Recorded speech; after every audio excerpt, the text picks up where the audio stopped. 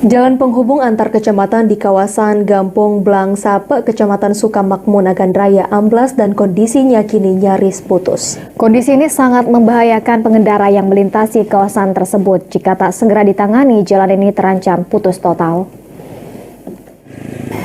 Seperti inilah kondisi jalan antar kecamatan yang menghubungkan Kampung Blang Sape, Kecamatan Sukamakmur menuju Kampung Batu Raja, Kecamatan Taduraya, Nagan Raya.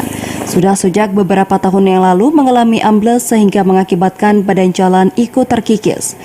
Kini kondisi jalan semakin parah karena belum adanya penanganan.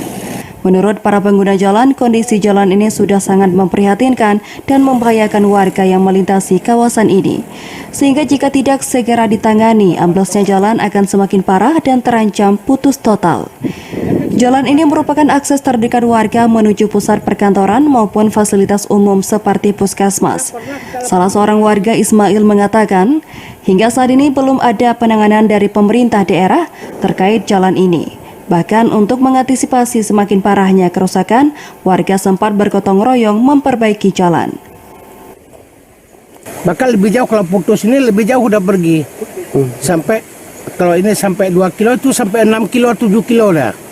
Nah, kepada pemerintah, kalau bisa secepatnya ditangani terus, gitu, secepatnya ditangani. Karena ini betul-betul sangat mendesak masyarakat.